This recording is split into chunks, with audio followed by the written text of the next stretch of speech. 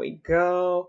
Sorry about that, y'all. I was on the phone trying to plan for tonight. Welcome to Craft&Chat.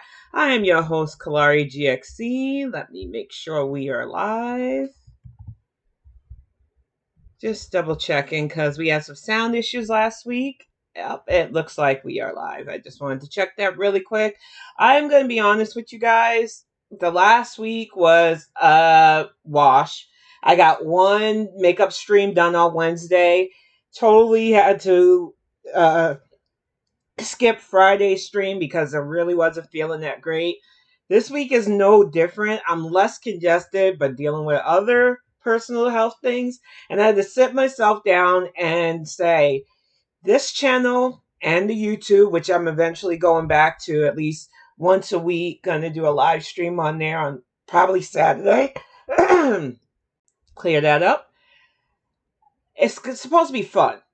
And I'm not having fun when I don't feel well, and I push myself to talk about politics here on Twitch and then move on to trying to do fun stuff, hopefully on YouTube with reviewing C-dramas, short dramas, and other entertaining stuff. And I might even bring that here on days where I'm just completely drained of the Trump chaos. But I wanted to make it clear that while I appreciate those of you who try to catch these lives, they are not going to be as consistent as I need them to be until my health gets completely better. And that's just not physical health, that's mental.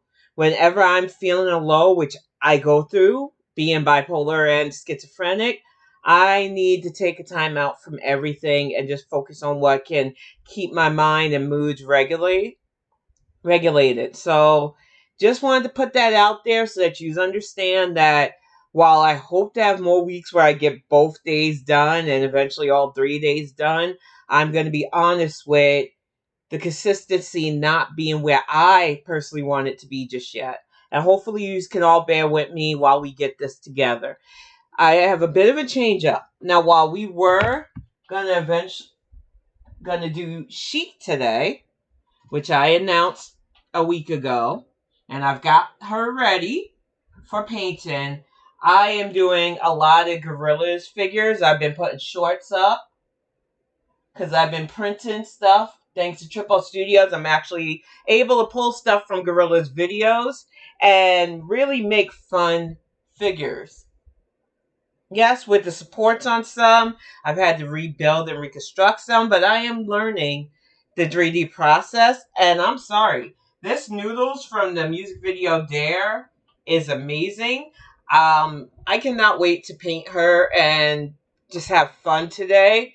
And part of that fun is going to be mocking the emperor who has no clothes. But I wanted to open with what's going on with him targeting both Jim Comey and now targeting Letitia James, the AG, who successfully prosecuted him for those 34 charges of bribery and fraud with the whole Stormy Daniels stuff. Trump is livid, and now he is trying to attack AG James on fraud charges. But as you can see from this quick clip, AG James is not taking his threats lying down. Let's get this started while we get Noodles prepped. I love the Dare video. It's one of my favorite music videos, so I'm really excited for this. Okay. First thing is to draw the basketball. I will not bow. I will not break. I will not bend. Courage. Yes. Starting off strong, AG James said, she will not break. She will not bend. It needs to be a thin.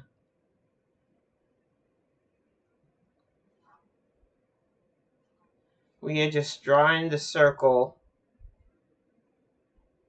for the basketball that appears on Noodle's shirt. And I'll get that art reference up for y'all in just a moment. And we are starting with the circle because that's where the little basketball logo is going to be on her shirt. Courage, my friend, is resistance to fear. I think I'll start on her actual hair. And so I fear no man. You tell him. You see, I know what it feels like to be attacked for just doing your job. Yep.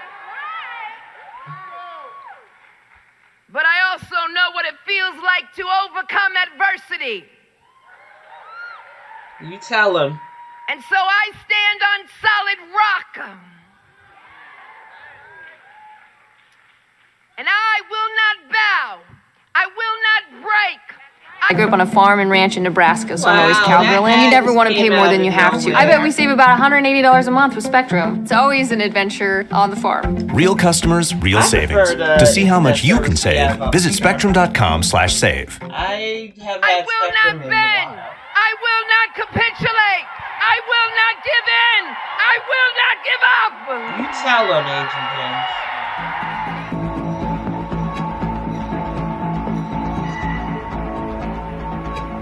And that indictment is so petty and vindictive. It is ridiculous. Because you got the newspapers highlighting this like it's founded. And just like Jim's Comey, I really hope that she has the team to go for discovery so that they can see that this is just retaliation for her successful conviction, 34 charges, against the current sitting felon.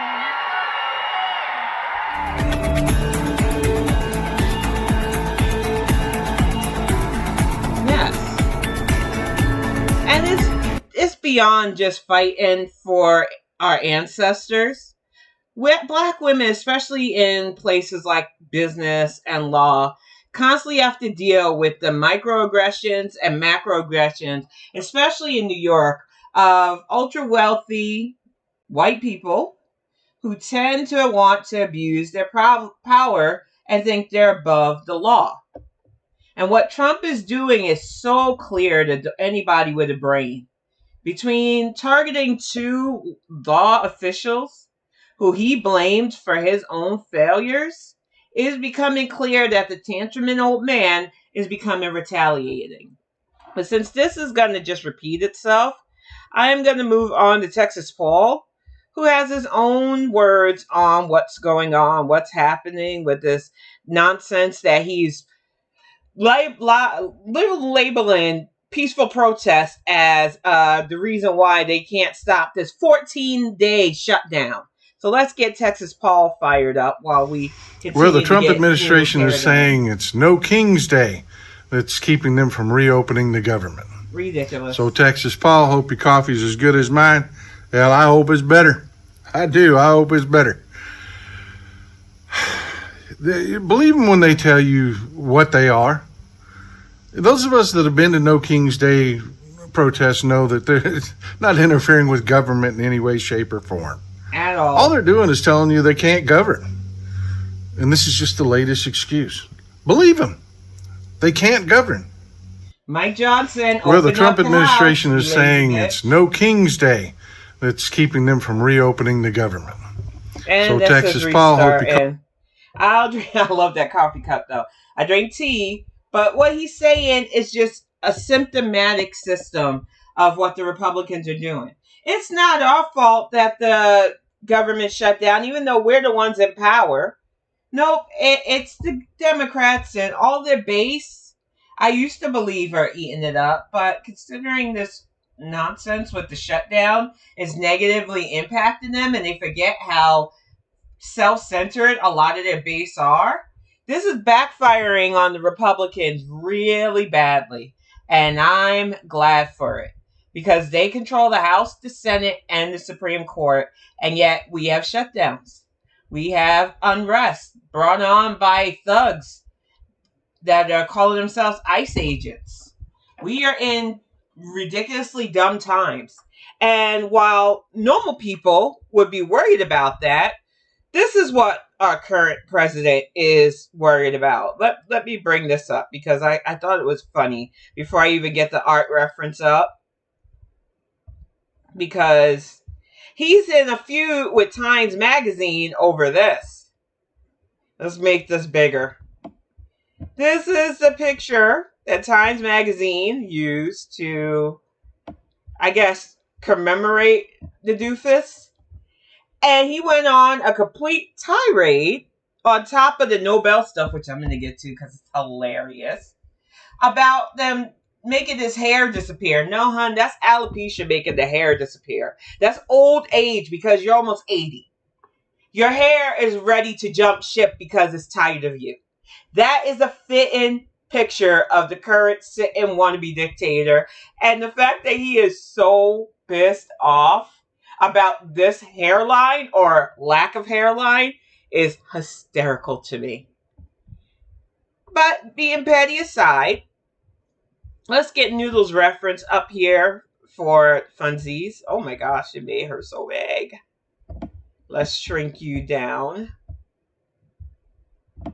Get back to the videos. Because everybody, you don't even have to be in the know at this point to understand that tantrum that he threw over not winning because he thinks it's like a contest, the Nobel Peace Prize. And of course, with his rudimentary education, and don't come at me with, oh, he graduated from Walton. He barely. If his dad didn't give money to it, he wouldn't have been a Walton graduate. Let's be 100%. The man is almost functionally illiterate to me. And for some reason, he thought that he would be able to wow the Nobel Peace Prize judges, and I'm calling them judges, but they're basically a committee that allows for debate, pours through letters and evidence of people that they're probably already considering because they stay in the know of who's affecting global peace and inspiring peaceful things. Trump, who is notorious for blowing up fishermen ships, turning military on his own citizens, on top of all of his illegal trades that, presidential immunity is currently keeping him out of trouble for, really thought that this brokered peace treaty, and I will get to that in just a bit as well, was enough for the Nobel Prize Committee to ignore all the other red flags, literal crimes against humanity, and open bigotry that does not define the word peace in order to give him a peace prize. And the only reason why the big baby wants it is because he wants accolades, but also because former President Obama, for all of his humanitarian work, received one. And of course, if Barack Obama can receive one, Trump feels he can receive one without even doing most of the work, which is insanity, but that's what you come to expect from this administration. Just a bundle of insanity marked by sycophants and yes men. So we're going to pop all Cowboy Paul down and get to anonymous news. No, we didn't mean to pop Noodles away. Let's get to the videos here. And we're going to put on one of the first anonymous videos because they were on fire these last few days, just mocking the man baby for who he really is. So we're going to get this fired up because their take on his Nobel meltdown was amazing. We are anonymous. We are the watchers in the shadows, the ones who speak. When power lies, the voice that cannot be silenced. Tonight we reveal a story, not about peace, but about the absence of it. It is the story of a man who wanted glory more than truth, validation more than virtue, and who lost his temper when the world refused to hand him the prize he believed he deserved. This is the story of Donald Trump's meltdown when he was questioned about losing the Nobel Peace Prize. Donald Trump has always been addicted to applause. From the moment he stepped into politics, every move he made was designed for spectacle. Every handshake, every signature, every rally, every tweet. And when the Nobel Peace Prize was approaching this year, he wasn't content to wait. He wanted it. He campaigned for it. He called himself a peacemaker. a deal maker, the man who ended wars. His supporters pushed the narrative, flooding social media. Which is insane to me. Because if you ask him what war, he starts making up wars. He starts literally making up wars. Saying, oh, there's one between Cambodia and this other country, which did not exist. News to them. He elevated the border dispute between India and Pakistan into a full war, which is news to both of those countries, too. He made up a literal 34-year war that he claimed to end. The man is a living need for the 25th Amendment, as far as I'm concerned. Declaring that Trump would finally get the global recognition he'd been denied. But when the Nobel Committee announced the 2025 Peace Prize winner, Trump's fantasy shattered. The award went not to him, but to Maria Corina Machado, a Venezuelan opposition leader who fought tirelessly for democracy against dictatorship. She was praised for courage, integrity, and moral strength. In other words, everything Trump lacks. At 11:15 that morning, Trump stormed onto Truth Social and posted, "Thank you to President Putin, who said Donald Trump should have gotten the award." Could you imagine that? You are supposed to be the leader of the free world. You didn't get an award that you didn't really have a shot at. And the first thing you do is to say a dictator who's literally causing war against innocent Ukrainian people should be thanked for saying you, of all people, should have gotten a Nobel Peace Prize. I feel like we are in bizarre world, for real. Award. The irony is staggering. A man seeking a peace prize, thanking a dictator currently bombing cities in Ukraine. Exactly. It's like a criminal congratulating himself for not being caught. And yet, this was Trump's first public reaction to side with tyranny, not peace. Hours later, during a press conference, a journalist stood up and asked the simplest question imaginable. The Nobel Peace Prize was announced this morning. Your thoughts. You could see it instantly, the flicker of irritation in Trump's eyes. He wasn't ready to face it. He looked confused, defensive, cornered. Which one, he muttered, pretending he didn't know what was being asked. The reporter clarified again. The Nobel Peace Prize. That's when Trump began to ramble. He said, the Nobel Peace Prize was announced this morning. Your thoughts? Which one? The Nobel Peace Prize. Your thoughts? Look, including a very big one, and I'm not sure, when you say big, it's certainly, I think, to the mind of most, the most important deal ever made in terms of peace. But the one we just signed, it's been signed, sealed, and it's... You literally are playing games with Netanyahu, which I don't believe, especially after the 5 that just died in Gaza City, has any plans on keeping the ceasefire going. They got 22 hostages back, which I think is amazing. I am not going to downplay the amazingness of getting those people home. But to act like this wasn't a bid for something that you were never in the running for is laughable. They're going to start taking place now. It's already started. Monday's going to be a very big day when the hostages come back. But I made 8 deals, transactions of wars. One was 31 years going on. 10 million people were killed. One was 34 years. One was 36, 37. Wow. One was 10. One was just starting. 2 were just starting, actually, but they were well on their way. In the case of India and Pakistan, 7 planes were shot down. It was a bad one. It was incoherent. The numbers didn't match reality. The stories didn't make sense. But what mattered wasn't logic. It was ego. He couldn't congratulate the winner. He couldn't say her name.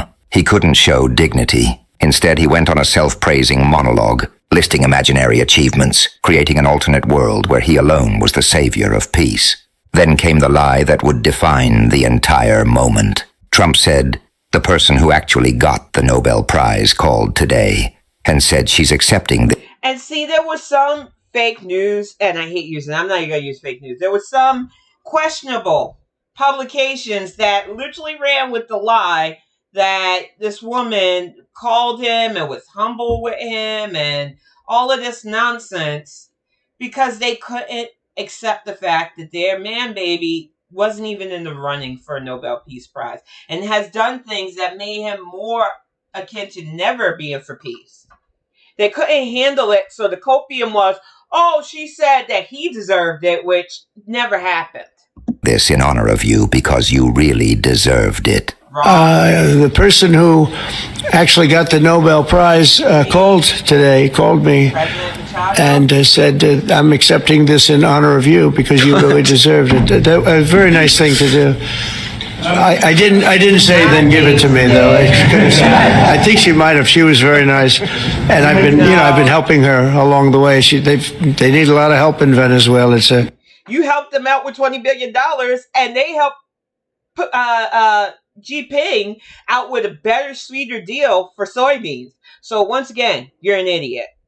Basic disaster. So, and you could also say it was given out for 24, and I was running for office in 24. You know, all of the transactions that we did in terms of closing. But he said it as if it were fact. He claimed Machado had called him personally to praise him, to dedicate her win to him. It was fiction. It never happened. The Venezuelan leader had released a public statement dedicating her prize to the suffering people of Venezuela and acknowledging Trump's prior diplomatic support, but she never said he deserved the prize. She never called him. Trump made it up on the spot to protect his pride.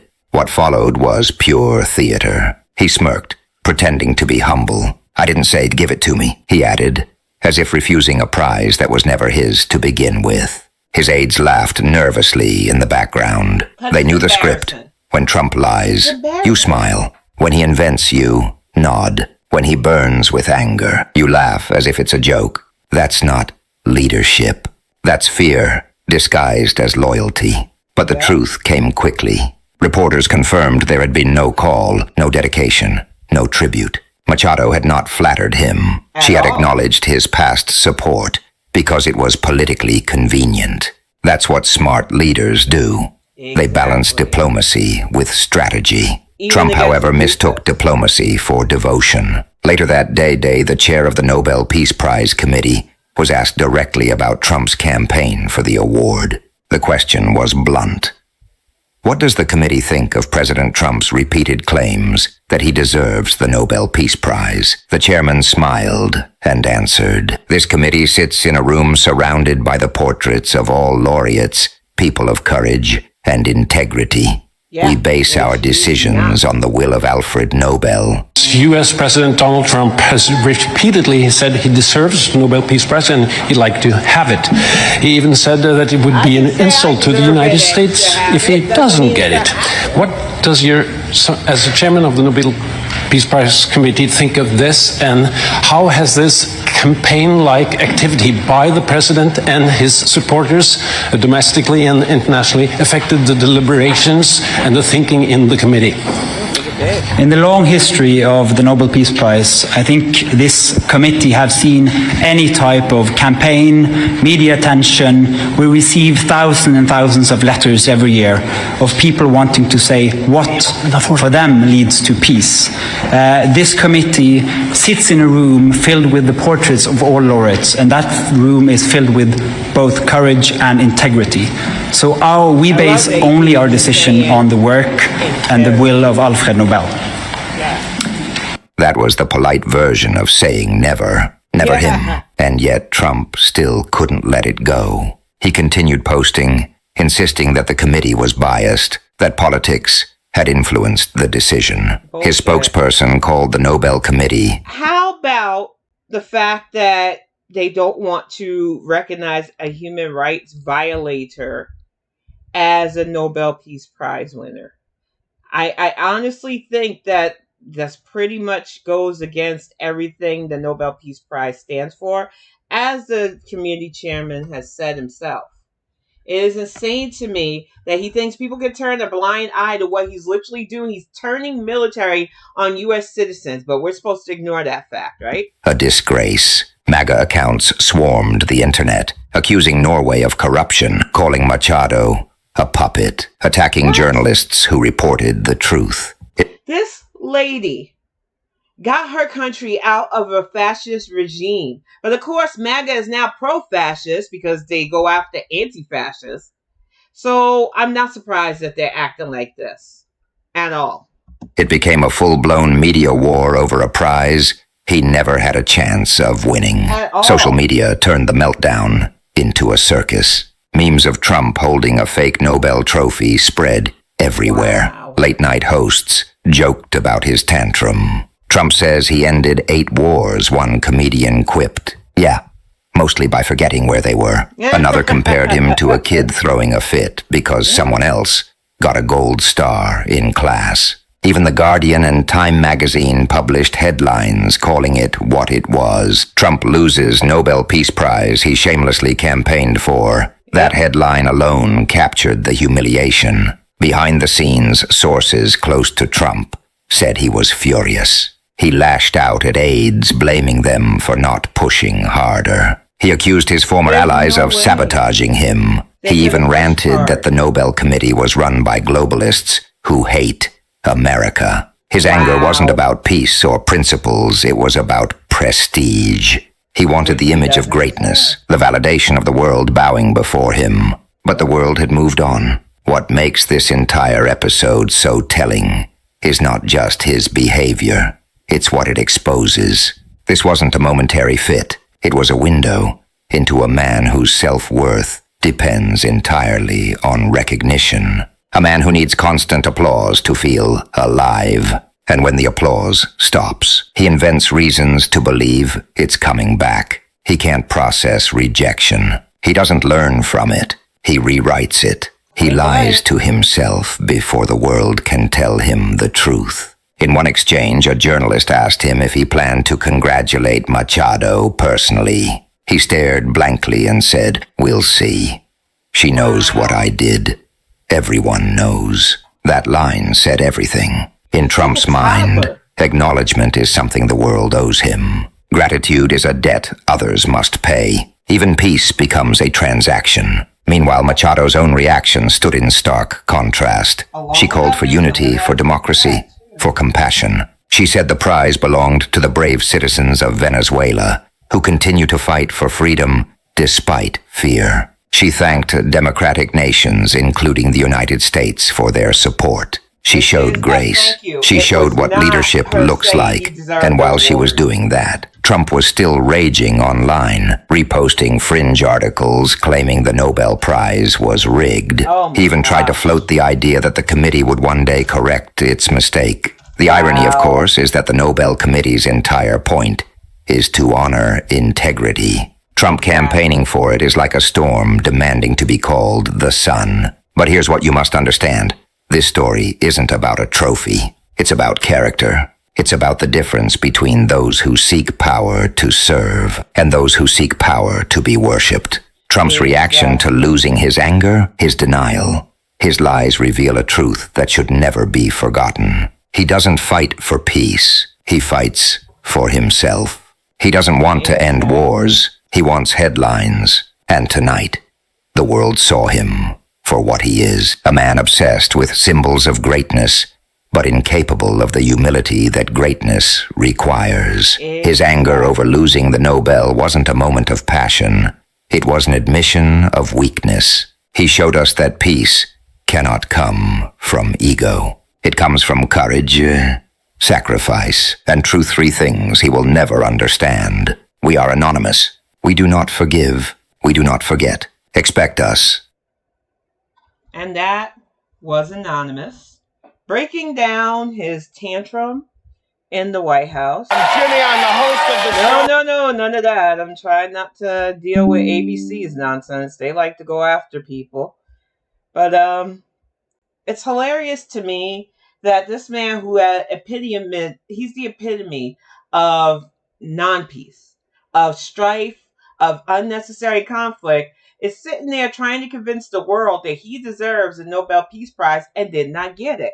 And he's embarrassing himself in front of world leaders. Here's a quick clip of him going on another tirade and making the Italian Prime Minister look at him like, what? During the Summit for Peace held on Monday, US President Donald Trump stood alongside several global leaders, including Italian Prime Minister Giorgia Meloni, British Prime Minister Keir Starmer, and Canadian Prime Minister Mark Carney.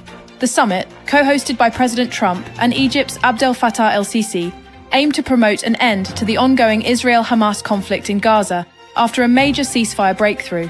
While addressing the event, President Trump briefly shifted away from the topic of peace talks to make remarks directed at Giorgia Meloni.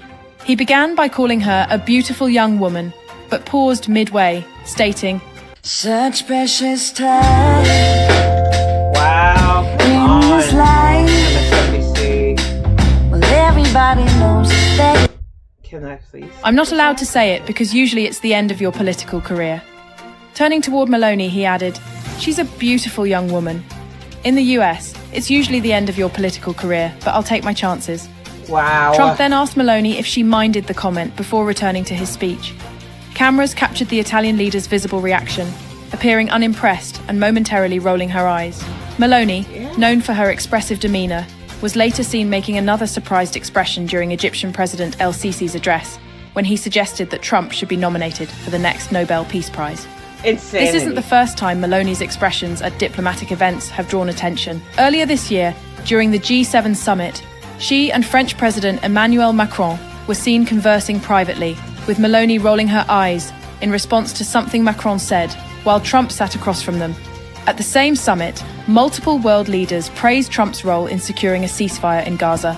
Pakistani Prime Minister Shehbaz Sharif went as far as nominating Trump for the Nobel Peace Prize, Which is ridiculous. crediting his wonderful team for mediating peace. Because we all know this is not going to last. But on top of that, he's getting really cozy with people that he wouldn't put out if they were on fire. It's funny how all of these troublemakers are trying to soup this man up and stoke his ego. But the Italian Prime Minister's like, nah, I'm not playing these games. I don't even like this fucker. He's already literally sexually harassing me with words. Peace efforts between India and Pakistan. Egyptian officials echoed similar sentiments, emphasizing the importance of US involvement in maintaining stability through peacekeeping initiatives in the region. As the summit concluded, Trump's remarks toward Meloni became one of the most talked about moments of the event, circulating widely across global media and social platforms. If you found this report informative, make sure to like the video and share your thoughts in the comments below. Okay, calm it down, Inquisitor. I thought you was MSNBC because of all the ads. But really, when you have somebody who is literally in charge of the free world going on about another world leader's looks and how attractive and how he shouldn't say, then don't say it. If you've got to preface your words where I shouldn't say this, maybe listen to that inner voice that's saying, shut the fuck up, Trump. I mean, it's not that hard for normal people, but then again, this is our new normal, abnormality. Let's get this down. We've got a bit of funny here, which Steve Shives, I haven't used his videos in a while. When I was on the Bonnet Chronicles, he was one of my favorites. This is guaranteed to tickle your funny bone because it really does show the mindset of a Trump sycophant. So let's get this fired up. This is One Nobel Peace Prize, please, by Steve Shives. Hi. Hello there. How can I help you? You sell trophies? It's literally all we do. You sell custom trophies? My friend, we are the #1 custom trophy retailer in all of Washington, D.C. We can customize any of the trophies you see here with a personalized message today, and we can also special order something if we don't have exactly what you want here on the premises, though that will take a little longer. Sounds like exactly what I need. All right then. What can I do for you? Do you have any Nobel Peace Prizes? Excuse me? A Nobel Peace Prize. I need a Nobel Peace Prize. That is quite possibly the most prestigious award in the world. Second in my mind only to the Eisner Award, but that's only because I always dreamed of being a comic book artist like my hero, Will Eisner, Dave Cockrum. But I never could draw a straight line without a ruler, which meant no career as a comic book artist for me. So I went into the trophy business instead.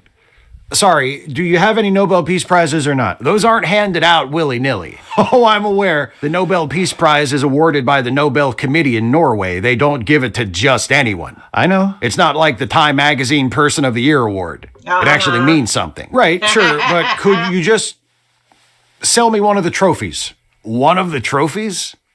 You think I keep Nobel Peace Prize trophies in stock? You must carry, like, replicas. I bet people come in here all the time looking for spoof Nobel Peace Prizes to give their friends. Why would someone want to give their friend a spoof Nobel Peace Prize? I don't know. Maybe the friend is like the one in the peer group who is always smoothing things over and making sure everyone is getting along. Or maybe it's the opposite. The friend is the one always stirring shit up and the gift is meant ironically. Or, I don't know, maybe it doesn't mean anything. It's just a gag gift. Like, you know, a world's best boss cup. Sorry, you just compared the award established by the will of Alfred Nobel to be given to the person who has done the most to foster fraternity between nations to a novelty coffee mug. And you don't sell replicas of it. That's what you're telling me? That's what I'm telling you. Does anyone? Not really. No. You see, despite what you might think, there are still certain things held sacred in this world. And the prestige of the Nobel Peace Prize, the precious nature of all that it represents, is one of those things. Exactly. All right, well, can we make one?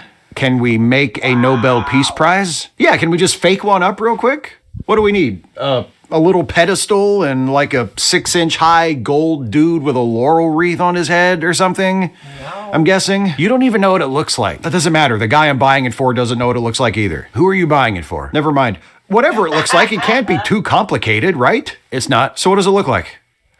It's a medallion, a gold medallion. Oh, he'll like that. It's round, about 2.5 inches wide. I think we should go bigger. Look, I have medallions. I can sell you a medallion, but it's not going to look like a Nobel Peace Prize. But can you engrave it to say Nobel Peace Prize? The real thing doesn't say Nobel Peace Prize. What does it say? I don't actually know off the top of my head. That's the bad thing. He's showing how they wouldn't even look it up. Okay, here. It says... It looks like it's just Alfred Nobel's name and his birth and death dates in Roman numerals. See? We can jazz that up a little, can't we? What about the flip side? There. Latin. What does that say? Pro pace et fraternitate gentium. It's Latin. It means for the peace and brotherhood of men. He's not going to like any of that. Peace and brotherhood? Sounds weak. It's the Nobel Peace Prize. Latin? He's not crazy about anything Latin. And that engraving of those 3 naked dudes doing a group hug, he's going to hate that. So what do you think it should look like? I don't know, like... Imagine you're designing an award for a selfish, greedy little 5-year-old who's been spoiled his whole life and only wants to be recognized and validated and told he's a good boy, but he never gets that from his parents, so he demands it from everyone else and goes absolutely apeshit when he doesn't get it. Is he going to show the award to anyone? He's probably going to show it to everyone, at least at first. Then you should try to get the design as close to the real thing as possible. Otherwise, people he shows it to will realize it's not genuine, and if they point that out to him, he might get mad and start a war. What's that supposed to mean? Start a war. Just a metaphor for what whoever this is for might do in that situation. Here's a gallery with the medallions I can sell you. Let me see the real one again. There. I guess... Hey, hold on. What's this here? List of thefts of medals? Oh, this is the Wikipedia page for the Nobel Prize medal. That's just a table listing all the recipients who've had their prizes stolen. Some of these are peace prizes. And some are still missing. Are you thinking what I'm thinking? I'm thinking I should have taken my lunch break early today. F.W. de Klerk's Peace Prize was stolen in 2022. Can we find that? Can we?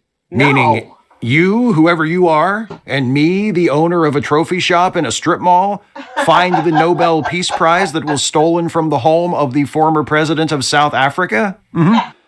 Unlikely. What about Arthur Henderson's? Why would that one be any different? It says they caught the man who stole it but never recovered the medal. So maybe we could get him to tell us where it is. How are we going to get him to tell us where the medal is when the police couldn't get it out of him? He was arrested in Newcastle, England. We're Americans. We're more intimidating than English cops. They don't even carry guns.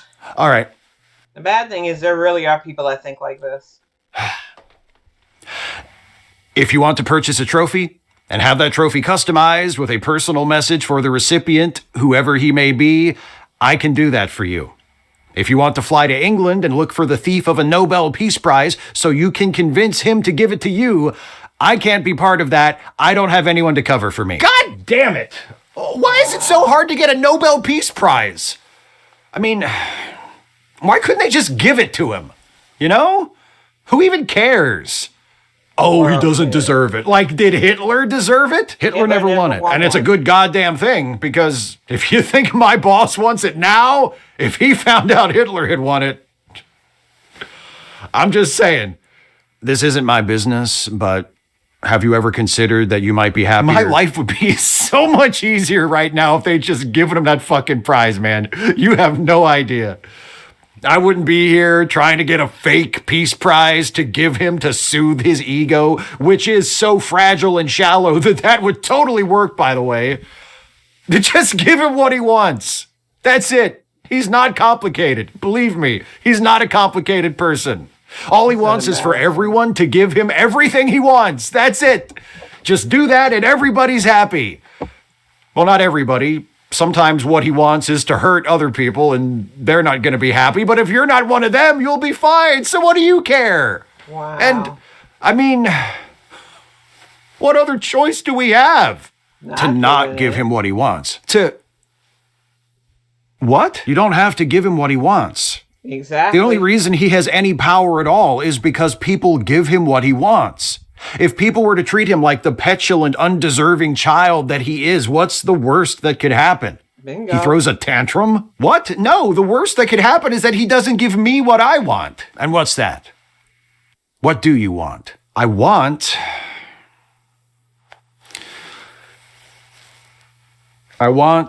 a fake Nobel Peace Prize to give to my boss so that he can put it on a shelf behind his desk and have people look at it and act like it's the real Nobel Peace Prize, which everyone he invites into his office will do because they fear him and want things from him. And when they do that, to him, it will feel exactly like it would if it were the real thing, because to him, nothing that is beneath the surface of anything matters. That's who he is. I can't help with that. I can sell you a world's best boss mug. Do they come in gold? Wow.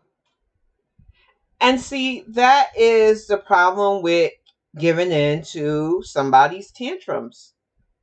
Everybody's trying to laugh off the fact that this man really thinks he deserves a Nobel Peace Prize.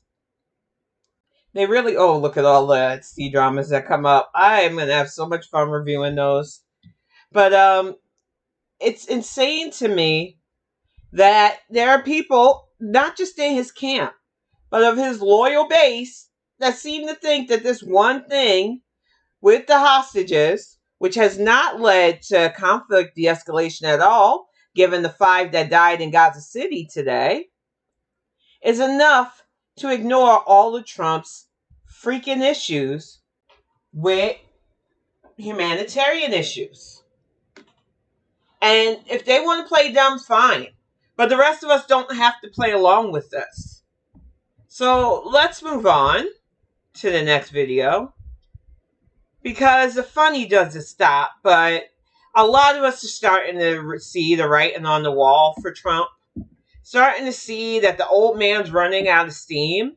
And this is another video by Anonymous News, that shows that what we're seeing is a self-fulfilling prophecy. He is going to be his own dumbass destruction. So let's get this fired up while I continue to work on Noodles. I am anonymous. We are not a single person. We are not a face you can silence or a name you can erase. We are the voice that speaks when truth is buried, the signal inside the noise. And tonight we expose what really happened behind closed doors. Donald Trump lost control and fled as chaos consumed everything he built. That night, Trump was not the image of a strong leader. He was shouting, rambling, posting frantic messages online, while America watched him unravel. He was mocked from coast to coast, no longer feared, only pitied. On social media, he tried to sound calm, writing, "Don't worry about China. It will all be fine." No, I think we're going to worry about China because This tariff thing is going to harm small business owners whose parts, whether they want to accept it or not, whether it says made in America or not, come from China. I am so glad I got my Elegoo when I did, because it's going to be bad for printer wanners who... Our printers come from places like China, and that's why they're affordable. It's going to be harder to get stuff like that because of this doofus. President Xi just had a bad moment. The USA wants to help China, not hurt it. But no one bought it. The world knew that only hours before, he had imposed 100% tariffs on China. A desperate gamble, after years of losing every trade battle. Xi Jinping had outmaneuvered him again, dominating markets, pushing America into economic retreat. And just to remind you, the prices of U.S. oil is down. Stocks are already starting to show a downward shift. He is bad for business. Forcing U.S. farmers into bankruptcy. Trump was left bailing them out after his own reckless... And I need to remind you that $20 billion soybean deal that we gave another country and then they parlayed it over to Canada is going to fuck us up. There are a lot of farmers right now that are going to literally lose their farms because of this ridiculous deal that Trump did without any thought.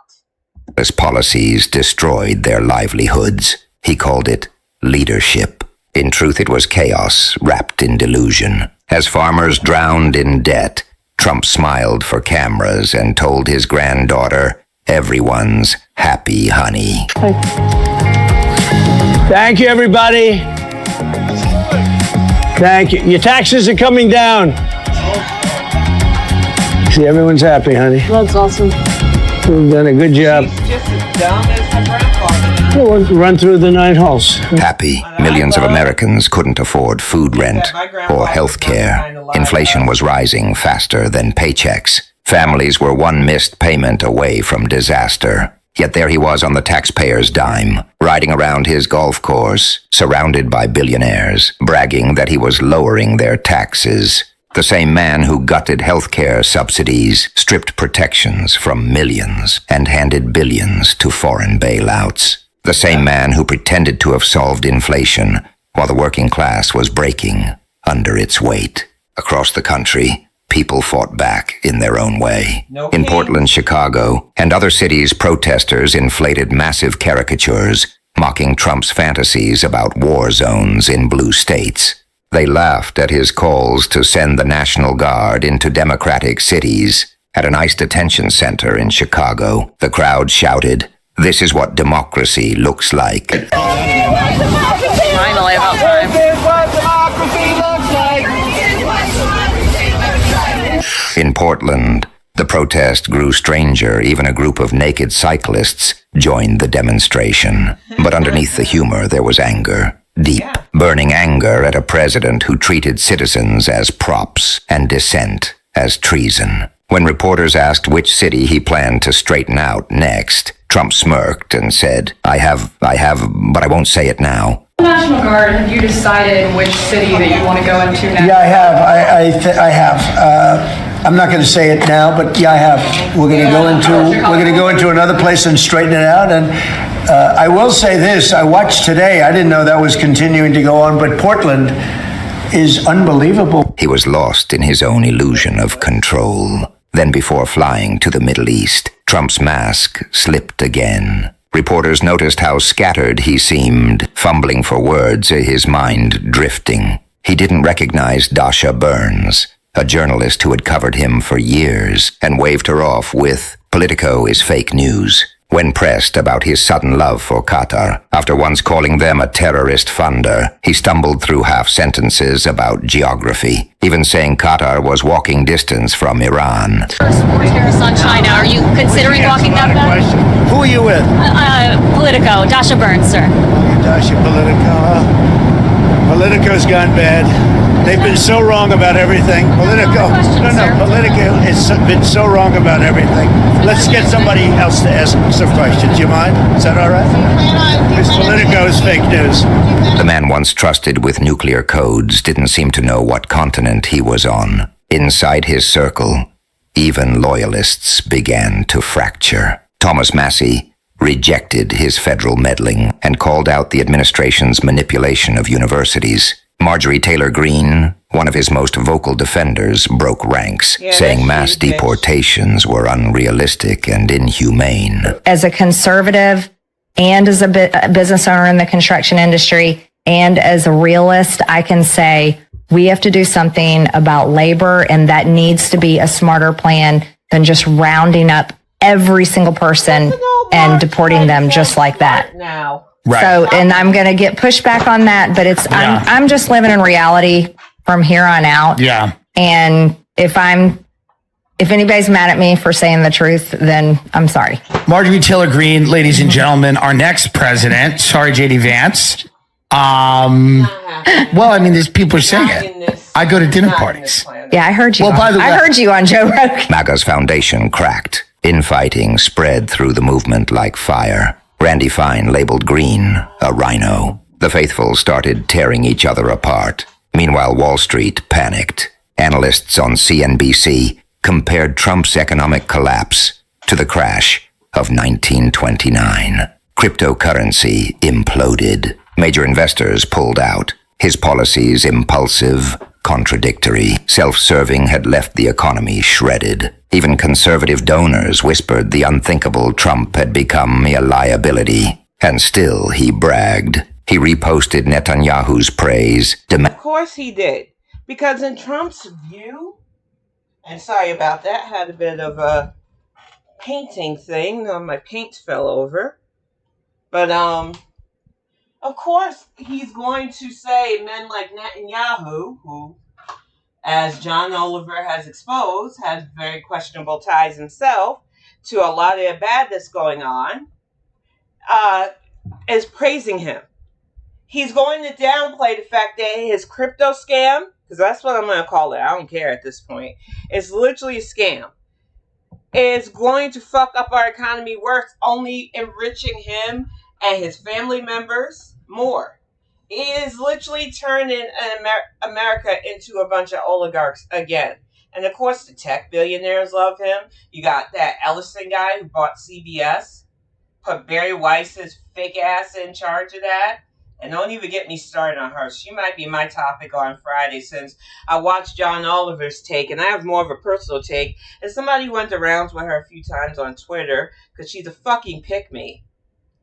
When you look at all the fucking ingratiating things that he is doing for himself and his family on the backs of the American workers especially, and the American farmers, it is insane to me how anybody can still be loyal to this. And anybody calling Marjorie Taylor Greene a presidential hopeful is delusional. Marge is about as sharp as a dull rusted tack.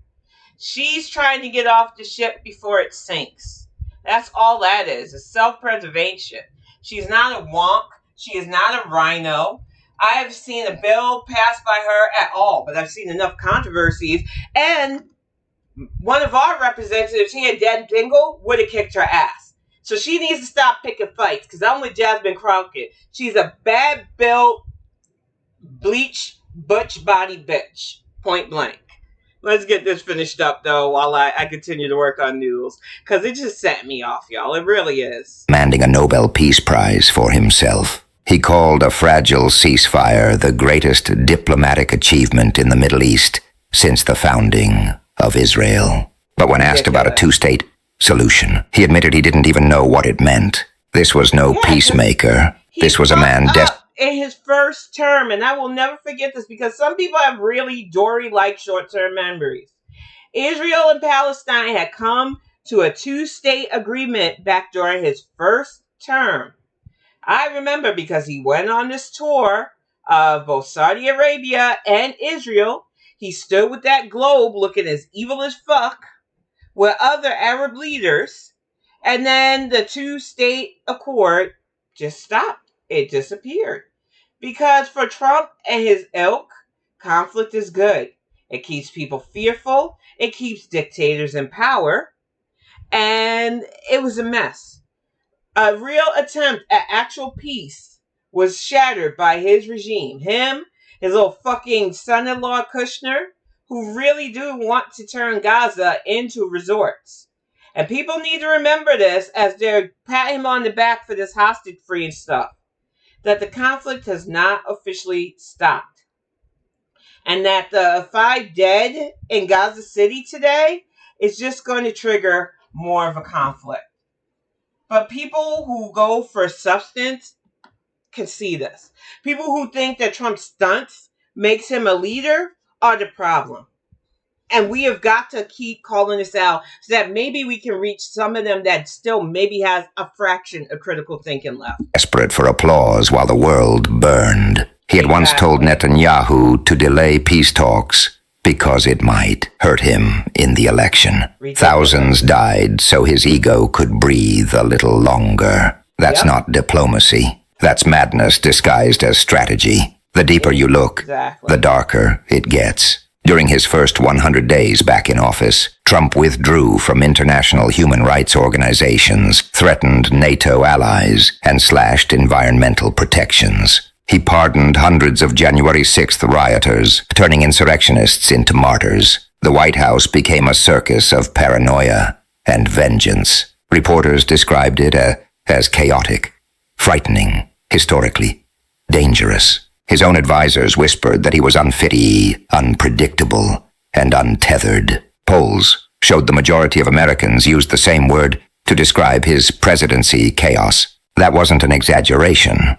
It was reality. He weaponized uncertainty. He made confusion his signature move. One day he threatened North Korea with fire and fury. The next day he praised Kim Jong-un as a great leader. One day he condemned China. The next he called Xi a brilliant friend. Allies no longer trusted the United States. Enemies no longer feared it. Under Trump, America stopped leading and started stumbling. His administration became an endless loop of scandals, leaks, firings, and contradictions. Each week felt like a crisis. Each speech felt like a meltdown. And as the system began to collapse, the man who built it started running. The government shutdowns, the market panic, the protests, the investigations all closing in at once. He couldn't handle the pressure. Reports surfaced that he left the country under the guise of diplomatic travel, but sources inside his security detail confirmed he fled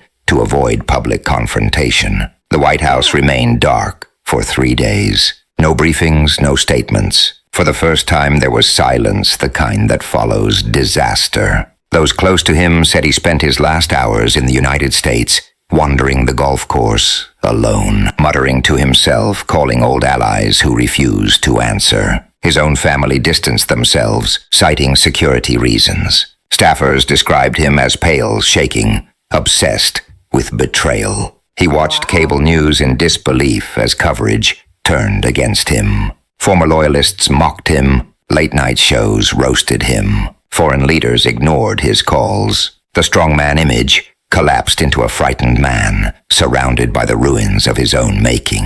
When the jets took off, there was no farewell speech, no dignified exit, just noise, the sound of a man running from his failures, from his collapsed economy, from his fractured movement, from his crimes, from the truth. He fled into the chaos that he unleashed on everyone else. The man who once bragged about dominating the streets now couldn't even control his own shadow. The irony is poetic. The same Trump who built his empire on fear ended up consumed by it. The same Trump who preached strength ran when strength was needed most.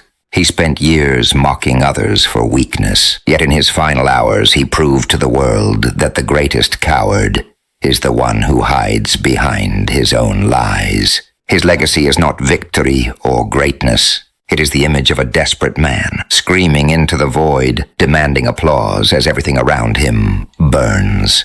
This is what happens when power becomes delusion, when truth becomes the enemy, when ego replaces governance. America didn't need a king. It needed a leader, and Trump was neither. He was a salesman who sold chaos until even he couldn't afford it anymore. He lost control. He fled, and the empire of illusion fell with him. We are anonymous. We don't forgive. We don't forget. We reveal what others try to bury. And we say this to those still watching. Wake up. The world doesn't need more lies. It needs courage. Share this story. Demand truth. Hold the powerful accountable. Because silence is compliance, and compliance is surrender. Expect us. Exactly. I am anonymous. We are not. And that is a perfect way to wrap up all of this ridiculousness. As you see, I got a lot of noodles done, including her little basketball shirt, her blue jeans, her chucks. I'm telling you, it's fun to make fun of a man who literally, and I forgot to put this up. Let me get this little gift up before we wrap up, because Noodles is just adorable and I love Dare. This is what we're modeling it off of. But as I was saying, wrapping this up, there are a lot of people out there that still want to play politics, like your favorite football team versus opposition. And this is lives that are on the line right now. From working class people who are barely able to afford where they are, like it's been said, one paycheck from everything just destroying them, to just having a man who is not only doddering but dangerous. He expects things that he doesn't deserve. He's going after people as his political enemies when they were just doing their jobs. We are going to see a lot worse before things get better. And it really is on us that see the bad to keep calling it out, doing things properly and safely so that they can't accuse us of violence, and moving towards actual stability again. Because that is what America deserves. Stability. But I'm going to wrap this up, finish Noodles up. I will show you the finished product on Friday. I promised a Mau Mau update. I am still working on her, but I think she is coming out just lovely. I am enjoying painting her and getting this done. I'm doing like the finer details on her robe and face now. But like I said, we'll probably have Noodles finished because there's not much to do with her. Just the speakers, the floors and stuff. Thank you so much for watching. We will be back on Friday. I told people on the short that I will be starting the YouTube stuff probably in the beginning of November. I want to give myself time to get my references and stuff for the reviews done and get the giveaway stuff, which will include Gorilla's phase figures. We've got everything from phase 1 to I believe phase 8 planned out, and we've got some amazing ones planted out. Matter of fact, let me show a couple of these while I have time. We have 2D from the Dirty Harry video in his dance militaristic form. We got this one that I've got to film a short for. Our Plastic Beach crew. Matter of fact, I'm going to do that short in a bit because I'm really liking the details on this. We got both regular noodles and robotic noodles. So I am really excited, y'all, about getting stuff ready for the holiday giveaways. So look forward to that. And thank you all so much for watching. I will see you on Friday.